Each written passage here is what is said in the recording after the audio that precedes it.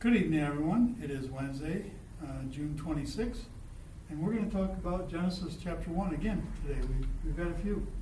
Then God said, let there be lights in the firmament of the heavens to divide the day from the night, and let them be for signs, seasons, and for days and years.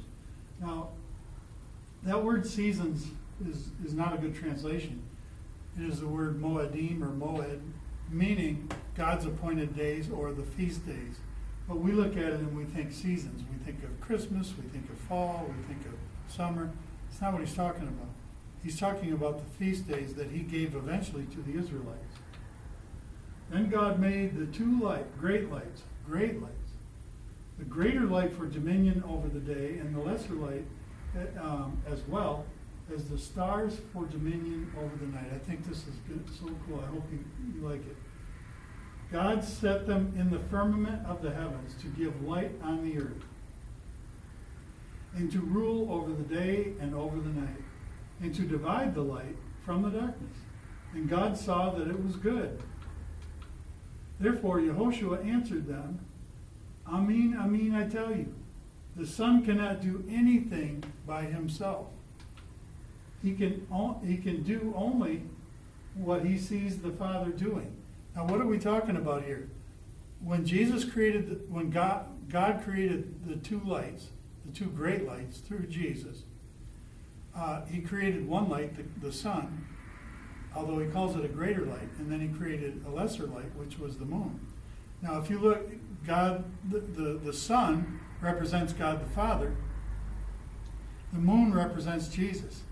And if you look, how does the moon shine in the evening? It only reflects what the sun has given it, which is light from the other side of the earth that we can't see. So it is reflecting the light of God the Father. And that's exactly what Jesus said. I can only do what I've seen my Father do and say what my Father has said. So without the Father, Jesus is lost. He does what the Father leads him to do. So he is an obedient son, always has been, always was.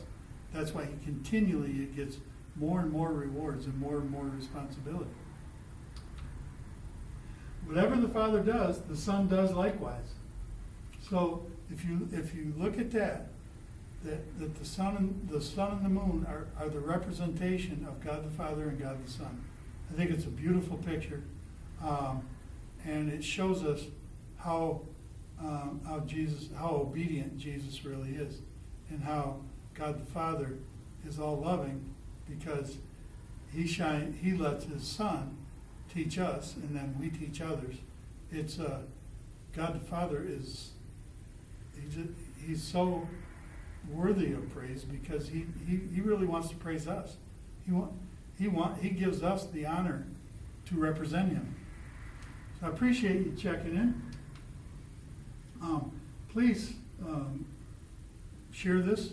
Share streetlightgr.com, Facebook with your buddies, or YouTube at Streetlight Bible Study 4006. Be blessed, and always remember to be a blessing to others. That's the most important thing we can do. That is the Great Commission. Thank you for tuning in. Appreciate it. Have a good night.